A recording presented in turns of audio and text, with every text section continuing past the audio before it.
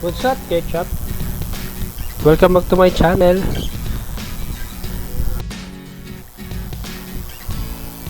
For today's video, ipakita ko lang kung paano ko ginawa ng solusyon yung binili kong footrest sa Lazada. May mga insidente kasi na tulad dito, meron tayong pyesa na nasisira sa motor, tapos wala tayong ibang makita sa internet. Depende na lang sa mga spare parts ni Rusty, pero alam natin medyo may kamahalan. Kaya ngayon, ito, bumili ako sa Lazada. Yan, buksan na natin, huwag natin patagalin.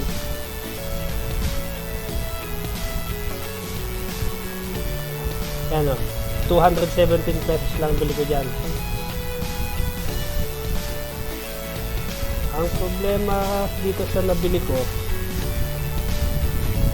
maliit na, masyadong maiksi yung footrest. Hindi sila magkasing haba nung original.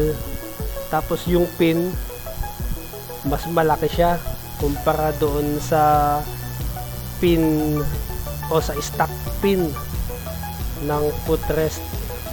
So, yan, kung makita nyo, mas malaki siya, mas mataba, kumbaga.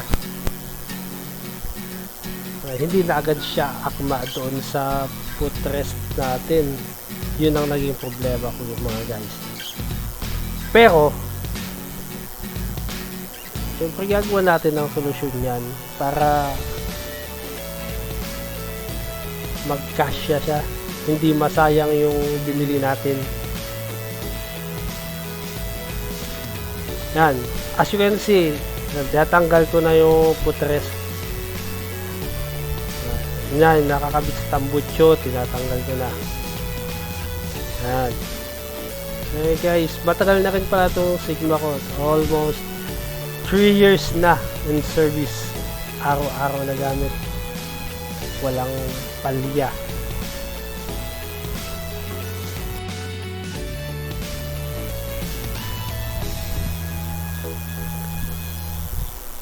Yan.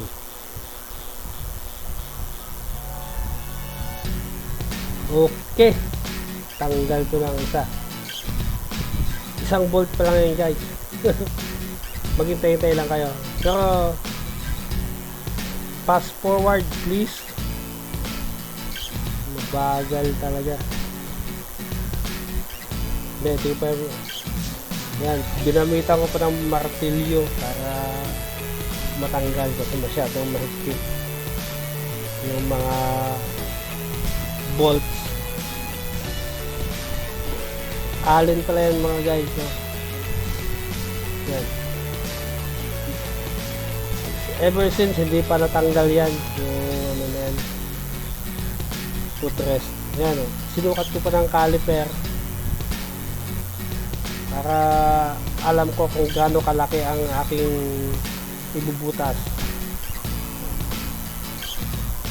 Yan, ginawa ko, nilakihan ko ang butas ng ano, footrest. Yung nilalagyan ng pin para magkasya, kasi nga masyadong malaki o masyadong mataba yung pin na nabili ko.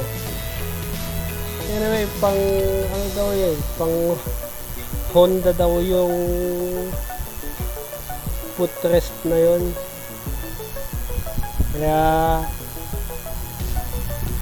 ayan, ayan, kung makita nyo guys, sumakto na siya, kaya lang yung tupi ng footrest hindi. Ayan guys, ginamitan ko yan ng metal file para tabasan yung aluminum. Madali lang kasi malambot naman yung aluminum eh. Ayan. Makita nyo.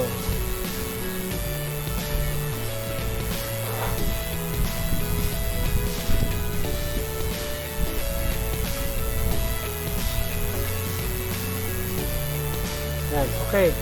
Tapos yung siguro mga ang pinabas ko dyan nasa ano lang 1 cm 1 cm 1 mm lang ang tinanggal ko dyan. Yan. Okay na. Para dati yan, makita nyo guys yung nasa left screen ko. Dito naman ako ngayon nagtabas sa lagayan ng bulitas tsaka spring. Kasi hindi siya akma doon sa footrest, kaya tinanggal ko yung naka-uslit na bakal na yun.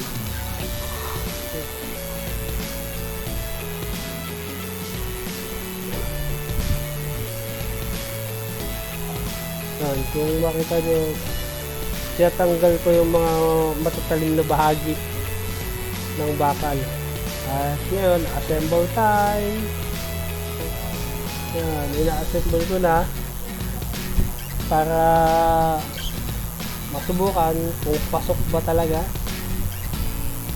At syempre, pasok talaga yan kasi ginawa na nga natin ang paraan eh. Pero pag hindi pa rin, syempre, ayusin natin yan. Yan, nagdagdag ako ng washer para di naman umaalog ng sobra yung footrest. Nahulog pa. Kaya i-delete ko ulit. Yan. Pasok. Okay. Swak na swak. At ang kanyang retaining pin. Yan. Nandito tayo sa parte ng pagbabalik. Madali lang naman kung paano mo tinanggal. Ganun mo rin syempre ibabalik. Para walang problema. Hindi naman pwedeng sa kabila mo mailagay yung isa, di ba? O magkabaliktaran yan. Ewan ko ba kung nasa matinong pag-iisip ka pa kung pagbaliktarin mo yan. Joke lang. Yan, makita mo, matibay na yan. Diba? 217 pesos kasama na ang shipping fee. Yan. Nadali agad natin sa murang halaga lang. Pero meron pang mas mura dyan. Nanigurado lang ako na mahal ng konti ang bilhin ko para siyempre quality. Meron pang mas mura dyan. Mga nasa 100 something, 113, 120. Yan yung pares. Sa Rusi, hindi ka makakabili ng ganyan kasi set nga ang nabibili natin pagka nasira. Kasama na yung bracket papunta sa body ng motor. Pero yung footrest lang o yung peg, wala. Katulad yung nabili kong foot peg ng kaliwa kanan. Wala akong nabili. Yung peg na yan, replacement na rin yan. Galing ng CBR 400 yata yung napagkunan ko niyan. Pumasok naman siya. So, ayos na mga bro. Sana may natutunan kayo Kasi ako rin may natutunan habang nasira ang motor natin. Okay, salamat sa panonood.